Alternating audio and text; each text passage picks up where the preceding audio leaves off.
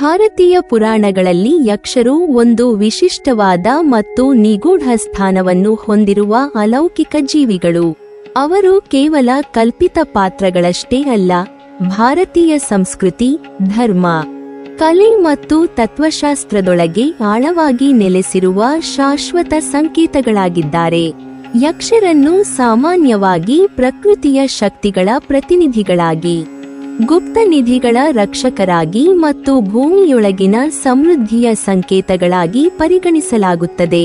ಹಿಂದೂ, ಜೈನ ಮತ್ತು ಬೌದ್ಧ ಧರ್ಮಗಳಲ್ಲಿ ಯಕ್ಷರು ವಿಭಿನ್ನ ರೂಪಗಳಲ್ಲಿ ಕಾಣಿಸಿಕೊಂಡರು. ಮೂಲತಃ ಅವರು ಪ್ರಕೃತಿಯೊಂದಿಗೆ ಗಾಢ ಸಂಬಂಧವನ್ನು ಹೊಂದಿರುವ ದೈವಿಕ ಶಕ್ತಿಗಳೆಂಬ ನಂಬಿಕೆ ಎಲ್ಲ ಸಂಪ್ರದಾಯಗಳಲ್ಲೂ ಪ್ರಧಾನವಾಗಿದೆ. ಈ ನಂಬಿಕೆಗಳು ಕೇವಲ ಪುರಾತನ ಕಾಲಕ್ಕೆ ಸೀಮಿತವಾಗದೆ, ಇಂದಿನ ನಮ್ಮ ಜೀವನದ ಚಿಂತನೆಗಳಲ್ಲಿಯೂ ತಮ್ಮದೇ ಆದ ಅರ್ಥವನ್ನು ಉಳಿಸಿಕೊಂಡಿವೆ. ಯಕ್ಷ ಎಂಬ ಪದವು ಸಂಸ್ಕೃತ ಭಾಷೆಯಿಂದ ಹುಟ್ಟಿಕೊಂಡಿದ್ದು, ಕೆಲವೊಮ್ಮೆ ಇದರ ಅರ್ಥವನ್ನು ಆಕಾಶ ಸಂಗೀತಗಾರ ಎಂದು ವ್ಯಾಖ್ಯಾನಿಸಲಾಗುತ್ತದೆ. ಇದು ಯಕ್ಷರ ಸ್ವಭಾವದಲ್ಲಿರುವ ಸೌಂದರ್ಯ, ಲಯ ಮತ್ತು ಅಲೌಕಿಕತೆಗಳನ್ನು ಸೂಚಿಸುತ್ತದೆ. ಯಕ್ಷರನ್ನು ಬಹುಪಾಲು ಸಮೃದ್ಧಿ, ಫಲವತ್ತತೆ, ಸಂಪತ್ತು ಮತ್ತು ನೈಸರ್ಗಿಕ ಶಕ್ತಿಗಳೊಂದಿಗೆ ಸಂಬಂಧಪಡಿಸಲಾಗಿದೆ.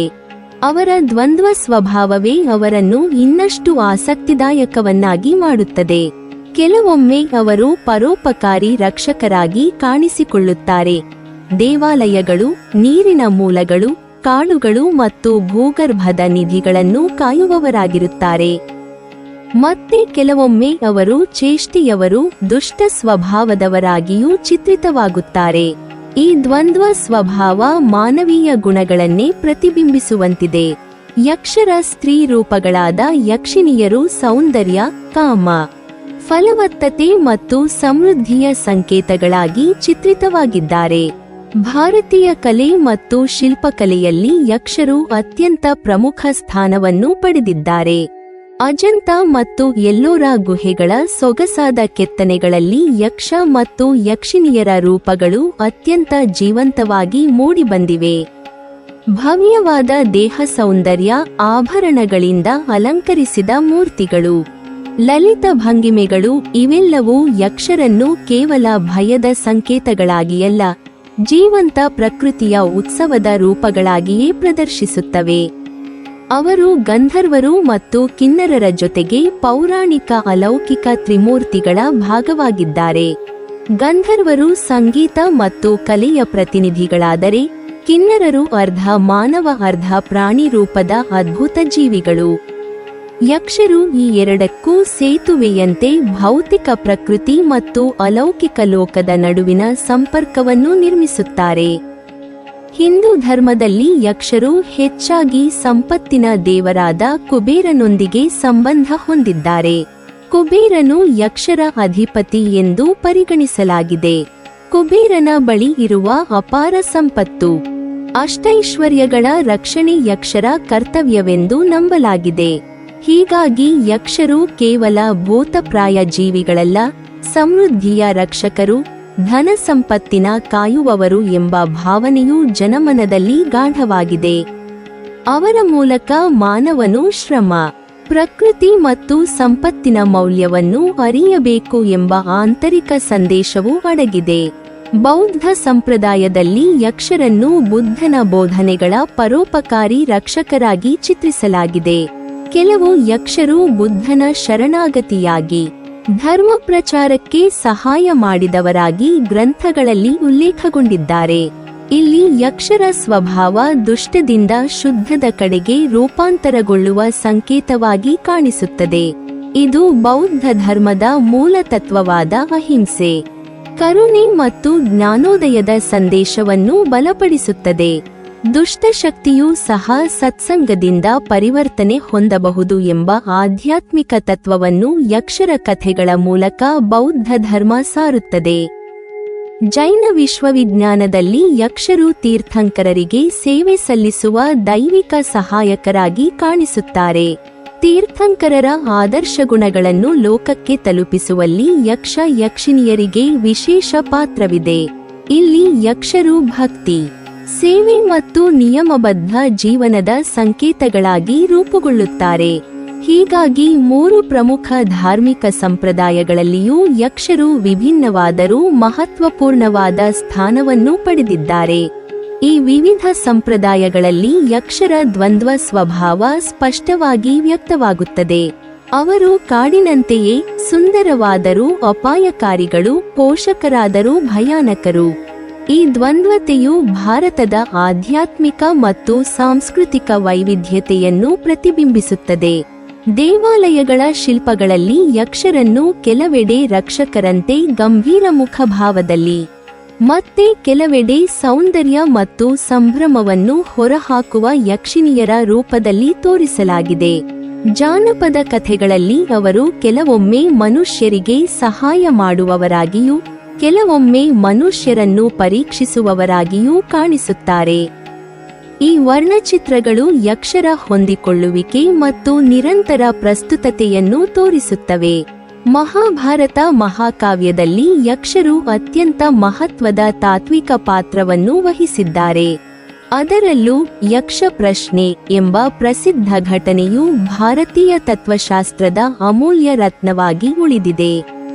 ವನವಾಸದ ಸಂದರ್ಭದಲ್ಲಿ ಪಾಂಡವರು ಅರಣ್ಯದಲ್ಲಿ ದಾಹದಿಂದ ಬಳಲುತ್ತಿರುವಾಗ ಸಹೋದರರು ಒಬ್ಬೊಬ್ಬರಾಗಿ ನೀರು ಹುಡುಕುತ್ತಾ ಹೋಗುತ್ತಾರೆ.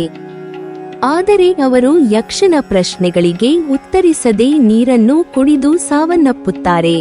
ಕೊನೆಗೆ ಯುಧಿಷ್ಠಿರನು ಅವರೆಲ್ಲರನ್ನೂ ಹುಡುಕಿಕೊಂಡು ತೆರಳುತ್ತಾನೆ. ಯಕ್ಷನು ಅವನ ಮುಂದೆ ಪ್ರತ್ಯಕ್ಷನಾಗಿ ಅತ್ಯಂತ ಗೂಢವಾದ ತಾತ್ವಿಕ, ನೈತಿಕ ಪ್ರಶ್ನೆಗಳನ್ನು ಕೇಳುತ್ತಾನೆ. ಯುಧಿಷ್ಠಿರನು ಧರ್ಮನಿಷ್ಠೆಯಿಂದ, ಶಾಂತಚಿತ್ತದಿಂದ, ವಿವೇಕಪೂರ್ಣವಾಗಿ ಪ್ರತಿಯೊಂದು ಪ್ರಶ್ನೆಗೆ ಉತ್ತರವಿಡುತ್ತಾನೆ. ಈ ಪ್ರಶ್ನೋತ್ತರಗಳಲ್ಲಿ ಜೀವನದ ಅತಿ ಆಳವಾದ ಸತ್ಯಗಳು ಅಡಗಿವೆ.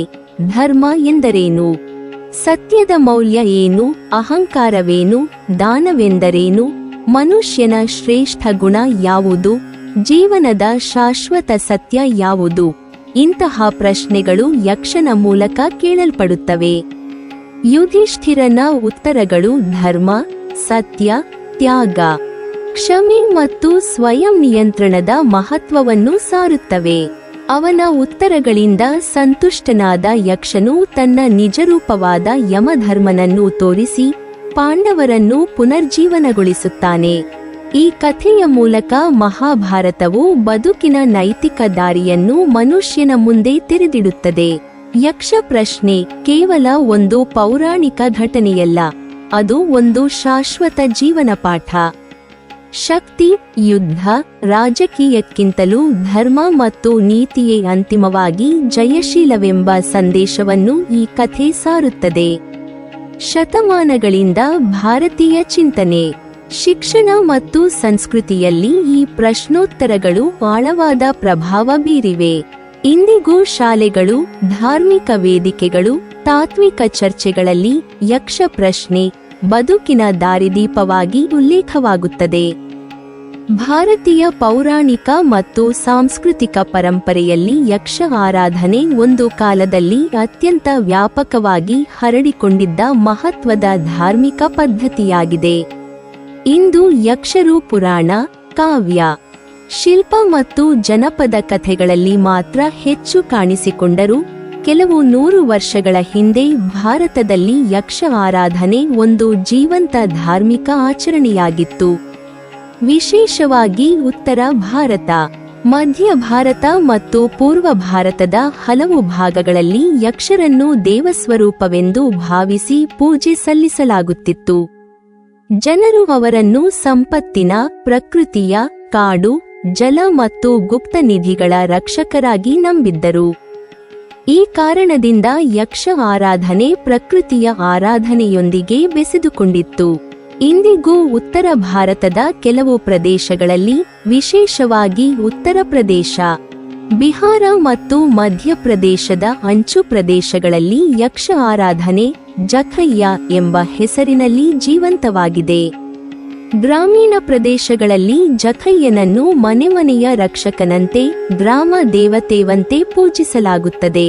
ಕೃಷಿಯ ಯಶಸ್ಸು, ಮಳೆ, ಉತ್ತಮ ಬೆಳೆಯು ಕುಟುಂಬದ ಆರೋಗ್ಯ ಮತ್ತು ಆರ್ಥಿಕ ಸಮೃದ್ಧಿಗಾಗಿ ಜನರು ಜಖಯ್ಯನಿಗೆ ಹರಕೆ ಹೊರುತ್ತಾರೆ. ಇದು ಯಕ್ಷ ಆರಾಧನೆ ಕೇವಲ ಪುರಾತನ ಕಾಲಕ್ಕೆ ಸೀಮಿತವಾಗದೆ ಜನಪದ ನಂಬಿಕೆಗಳ ಮೂಲಕ ಇಂದಿಗೂ ಜೀವಂತವಾಗಿರುವುದಕ್ಕೆ ಸ್ಪಷ್ಟ ಸಾಕ್ಷಿಯಾಗಿದೆ. ಪುರಾತತ್ವ ಇಲಾಖೆಯ ಅಧ್ಯಯನಗಳು ಯಕ್ಷ ಆರಾಧನೆಯ ಪ್ರಾಚೀನತೆಯನ್ನು ಇನ್ನಷ್ಟು ದೃಢಪಡಿಸುತ್ತವೆ. ಭಾರತದ ವಿವಿಧ ಭಾಗಗಳಲ್ಲಿ ಪತ್ತೆಯಾದ ಅನೇಕ ಕಲ್ಲಿನ ಯಕ್ಷ ಮತ್ತು ಯಕ್ಷಿಣಿಯರ ಪ್ರತಿಮೆಗಳು, ಮೂರ್ತಿ ಶಿಲ್ಪಗಳು ಹಾಗೂ ಕೆತ್ತನೆಗಳು ಈ ಆರಾಧನೆಯು ಸಾವಿರಾರು ವರ್ಷಗಳ ಹಿಂದಿನದ್ದೆಂದು ಸಾಬೀತುಪಡಿಸುತ್ತವೆ. ವಿಶೇಷವಾಗಿ ಮೌರ್ಯ ಮತ್ತು ಶುಂಗ ವಂಶಗಳ ಕಾಲಘಟ್ಟಕ್ಕೆ ಸೇರಿದ ಯಕ್ಷ ಪ್ರತಿಮೆಗಳು ಪುರಾತತ್ವ ಇತಿಹಾಸದಲ್ಲೇ ಅತ್ಯಂತ ಮಹತ್ವದ ದಾಖಲೆಗಳಾಗಿ ಪರಿಗಣಿಸಲ್ಪಟ್ಟಿವೆ. ಈ ಪ್ರತಿಮೆಗಳು ಸಾಮಾನ್ಯ ದೇವತೆಗಳಂತೆ ಕ್ಷೀಣ ದೇಹ ಹೊಂದಿದ ರೂಪಗಳಲ್ಲ, ಬದಲಾಗಿ ಭಾರೀ ದೇಹ, ವಿಶಾಲ ವಕ್ಷಸ್ಥಳ, ದೃಢವಾದ ಕೈಕಾಲುಗಳು ಮತ್ತು ಸಮೃದ್ಧಿಯ ಸಂಕೇತವಾದ ವೈಭವಪೂರ್ಣ ಭಂಗಿಯಲ್ಲಿ ಕಂಡುಬರುತ್ತವೆ. ಇದರಿಂದ ಯಕ್ಷರನ್ನು ಶಕ್ತಿಶಾಲಿ, ಪೋಷಕರ ಮತ್ತು ಸಮೃದ್ಧಿಯ ಪ್ರತೀಕಗಳಾಗಿ ಕಾಣಲಾಗುತ್ತಿತ್ತೆಂಬುದು ಸ್ಪಷ್ಟವಾಗುತ್ತದೆ. ದೇಶದ ನಾನಾ ಪುರಾತತ್ವ ವಸ್ತು ಸಂಗ್ರಹಾಲಯಗಳಲ್ಲಿ ಇಂದು ಕೂಡ ಯಕ್ಷರು ಮತ್ತು ಯಕ್ಷಿಣಿಯರ ಅಪಾರ ಸಂಖ್ಯೆಯ ಪ್ರಾಚೀನ ಪ್ರತಿಮೆಗಳನ್ನು ನೋಡಬಹುದು. ಕೋಲ್ಕತ್ತಾ, ಪಾಟ್ನಾ, ನವದೆಹಲಿ, ಲಖನೌ, ಮಥುರಾ, ನಾಗಪುರ ಮತ್ತು ಭೋಪಾಲ್ನಂತಹ ಮಹಾನಗರಗಳ ವಸ್ತು ಸಂಗ್ರಹಾಲಯಗಳಲ್ಲಿ ಈ ಮೂರ್ತಿಗಳು ಪ್ರದರ್ಶನದಲ್ಲಿವೆ. ಮಥುರಾ ಶಿಲ್ಪಶೈಲಿಯಲ್ಲಿ ಮೂಡಿಬಂದ ಯಕ್ಷ ಮತ್ತು ಯಕ್ಷಿಣಿಯರ ಮೂರ್ತಿಗಳನ್ನು ಭಾರತೀಯ ಶಿಲ್ಪಕಲೆಯ ಅತ್ಯುತ್ತಮ ಉದಾಹರಣೆಗಳೆಂದು ಪರಿಗಣಿಸಲಾಗುತ್ತದೆ. ಇವು ಕೇವಲ ಧಾರ್ಮಿಕ ಪ್ರತೀಕಗಳಷ್ಟೇ ಅಲ್ಲ, ಪ್ರಾಚೀನ ಭಾರತದ ಸಮಾಜ, ಸೌಂದರ್ಯಬೋಧ, ಧಾರ್ಮಿಕ ನಂಬಿಕೆ ಮತ್ತು ಜೀವನದ ಮೌಲ್ಯಗಳನ್ನು ಪ್ರತಿಬಿಂಬಿಸುವ ಅಮೂಲ್ಯ ಸಾಂಸ್ಕೃತಿಕ ದಾಖಲೆಗಳಾಗಿವೆ. ಯಕ್ಷ ಮತ್ತು ಯಕ್ಷಿಣಿಯರನ್ನು ಕೆಲವರು ದೇವತೆಗಳ ಉಪಜಾತಿ ಎಂದು ಪರಿಗಣಿಸಿ ಆರಾಧಿಸುತ್ತಾರೆ. ಅಂದರೆ ಅವರು ಸಂಪೂರ್ಣ ಸರ್ವಶಕ್ತ ದೇವತೆಗಳಲ್ಲದಿದ್ದರೂ ನಿರ್ದಿಷ್ಟ ಕ್ಷೇತ್ರಗಳ ಅಧಿದೇವತೆಗಳಂತೆ ಪೂಜಿಸಲ್ಪಟ್ಟವರು. ಯಕ್ಷರು ಸಾಮಾನ್ಯವಾಗಿ ಸಂಪತ್ತು, ಕಾಡು, ನೀರು, ಭೂಗರ್ಭದ ನಿಧಿಗಳು ಮತ್ತು ಪ್ರಕೃತಿಯ ಶಕ್ತಿಗಳ ರಕ್ಷಕರಾಗಿದ್ದರೆ, ಯಕ್ಷಿಣಿಯರು ಫಲವತ್ತತೆ, ಸೌಂದರ್ಯ, ಕಾಮ ಮತ್ತು ಸಮೃದ್ಧಿಯ ಸಂಕೇತಗಳಾಗಿದ್ದರು. ಇಂತಹ ದೇವ ಉಪದೇವತೆಯ ಪರಿಕಲ್ಪನೆಯೇ ಭಾರತೀಯ ಧರ್ಮದ ವಿಶೇಷತೆ. ಇಲ್ಲಿ ದೇವತ್ವ ಒಂದೇ ರೂಪಕ್ಕೆ ಸೀಮಿತವಾಗದೆ ಅನೇಕ ರೂಪಗಳಲ್ಲಿ ಪ್ರಕೃತಿಯ ವಿವಿಧ ಆಯಾಮಗಳನ್ನು ಪ್ರತಿಬಿಂಬಿಸುತ್ತದೆ. ಯಕ್ಷ ಮತ್ತು ಯಕ್ಷಿಣಿಯರ ಸಂಖ್ಯೆಯನ್ನು ಸಾವಿರಾರು ಎಂದು ಜನಪದ ನಂಬಿಕೆಗಳು ಹೇಳುತ್ತವೆ. ಪ್ರತಿ ಕಾಡು, ಗುಡ್ಡ, ನದಿ, ಬಾವಿ, ಗಣಿ ಮತ್ತು ಗ್ರಾಮಕ್ಕೂ ತನ್ನದೇ ಆದ ಯಕ್ಷ ಅಥವಾ ಯಕ್ಷಿಣಿಯರ ಅಧಿಪತ್ಯವಿದೆ ಎಂಬ ನಂಬಿಕೆ ಕೆಲವೊಂದು ಪ್ರದೇಶಗಳಲ್ಲಿ ಇಂದಿಗೂ ಜೀವಂತವಾಗಿದೆ. ಜನರು ಆ ಪ್ರದೇಶಗಳಲ್ಲಿನ ಅಸಾಮಾನ್ಯ ಘಟನೆಗಳನ್ನು, ಅಸಂಖ್ಯಾತ ಸಂಪತ್ತನ್ನು, ಆರೋಗ್ಯದ ಏರುಪೇರುಗಳನ್ನು ಅಥವಾ ಅಕಸ್ಮಾತ್ ಸಂಭವಿಸುವ ವಿಪತ್ತುಗಳನ್ನು ಯಕ್ಷರ ಕೃಪೆ ಅಥವಾ ಕೋಪದ ಪರಿಣಾಮವೆಂದು ಭಾವಿಸುತ್ತಿದ್ದರು. ಹೀಗಾಗಿ ಅವರಿಗೆ ಭಯವೂ ಇತ್ತು, ಭಕ್ತಿಯೂ ಇತ್ತು.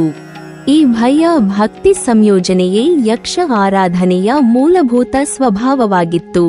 ಕಾಲಕ್ರಮೇಣ ವೇದಧರ್ಮ, ಪುರಾಣ ಧರ್ಮ ಮತ್ತು ಭಕ್ತಿ ಚಳವಳಿಗಳ ಪ್ರಭಾವ ಹೆಚ್ಚಾದಂತೆ ಯಕ್ಷ ಆರಾಧನೆ ನಿಧಾನವಾಗಿ ಪ್ರಮುಖ ದೇವಾರಾಧನೆಯ ಅಡಿಪಾಯಕ್ಕೆ ಮಡಚಿಕೊಳ್ಳಲಾರಂಭಿಸಿತು. ಶಿವ, ವಿಷ್ಣು, ಶಕ್ತಿ ಮತ್ತು ಇತರ ಪ್ರಮುಖ ದೇವತೆಗಳ ಕೇಂದ್ರಸ್ಥಾನ ಹೆಚ್ಚಾದಂತೆ ಯಕ್ಷ ಆರಾಧನೆಯು ಕೆಲವೊಂದು ಪ್ರದೇಶಗಳಲ್ಲಿ ಹಿನ್ನಡೆಯಾಯಿತು. ಆದರೆ ಸಂಪೂರ್ಣವಾಗಿ ಅದು ಅಳಿದು ಹೋಗದೆ ಗ್ರಾಮ ದೇವತಾ ಪರಂಪರೆ, ಜನಪದ ಆರಾಧನೆ ಮತ್ತು ಸ್ಥಳೀಯ ಧಾರ್ಮಿಕ ಆಚರಣೆಗಳ ಮೂಲಕ ಉಳಿದುಕೊಂಡಿತು. ಇದರಿಂದ ಭಾರತೀಯ ಧಾರ್ಮಿಕ ಪರಂಪರೆ ಯಾವುದೇ ಒಂದು ಧಾರೆಯಲ್ಲೇ ಸೀಮಿತವಾಗದೆ ಅನೇಕ ಉಪಧಾರಗಳನ್ನು ತನ್ನೊಳಗೆ ಅಪ್ಪಿಕೊಂಡಿರುವ ವಿಶಾಲ ಸಾಂಸ್ಕೃತಿಕ ವ್ಯವಸ್ಥೆ ಎಂಬುದು ಸ್ಪಷ್ಟವಾಗುತ್ತದೆ. ಇಂದಿನ ಸಮಾಜದಲ್ಲಿ ಯಕ್ಷರು ಬಹುತೇಕ ಪೌರಾಣಿಕ ಕಥೆಗಳು, ಶಿಲ್ಪಕಲೆ, ಸಾಹಿತ್ಯ ಮತ್ತು ಸಂಸ್ಕೃತ ಅಧ್ಯಯನಗಳ ಭಾಗವಾಗಿದ್ದಾರೆ. ಆದರೆ ಪರಿಸರ ಸಂರಕ್ಷಣೆಯಂತಹ ಇಂದಿನ ವಿಚಾರಗಳಿಗೆ ಯಕ್ಷರ ಸಂಕೇತಾತ್ಮಕ ಅರ್ಥ ಮತ್ತೆ ಹೊಸ ಆಯಾಮವನ್ನು ಪಡೆದಿದೆ. ಯಕ್ಷರು ಕಾಡು, ನೀರು ಮತ್ತು ಸಂಪತ್ತಿನ ರಕ್ಷಕರಾಗಿ ಚಿತ್ರಿತವಾಗಿರುವುದು ಮನುಷ್ಯನು ಪ್ರಕೃತಿಯನ್ನು ಲಾಲಿಸಿ ಕಾಯಬೇಕೆಂಬ ಸಂದೇಶವನ್ನು ಇಂದಿನ ಕಾಲದಲ್ಲಿಯೂ ಅತ್ಯಂತ ಸ್ಪಷ್ಟವಾಗಿ ಸಾರುತ್ತದೆ. ಆರ್ಥಿಕ ಲಾಭಕ್ಕಾಗಿ ಪ್ರಕೃತಿಯನ್ನು ನಾಶ ಮಾಡುತ್ತಿರುವ ಇಂದಿನ ಸಮಾಜಕ್ಕೆ ಯಕ್ಷರ ಪರಿಕಲ್ಪನೆ ಒಂದು ಎಚ್ಚರಿಕೆಯ ಗಂಟೆಯಂತಿದೆ. ನೀವಿನ್ನೂ ನಮ್ಮ ಚಾನೆಲ್ ಅನ್ನು ಸಬ್ಸ್ಕ್ರೈಬ್ ಮಾಡಿಲ್ವಾ? ಹಾಗಾದರೆ ಈ ಕೂಡಲೇ ನಮ್ಮ ಇಂದ್ರಜಾಲ ಚಾನೆಲ್ ಅನ್ನು ಸಬ್ಸ್ಕ್ರೈಬ್ ಮಾಡಿ ಮತ್ತು ಪಕ್ಕದಲ್ಲಿರುವ ಬೆಲ್ ಐಕಾನ್ ಅನ್ನು ಕ್ಲಿಕ್ ಮಾಡಿದರೆ ನಮ್ಮ ಹೊಸ ವಿಡಿಯೋಗಳನ್ನು ನೀವು ನೋಡಬಹುದು.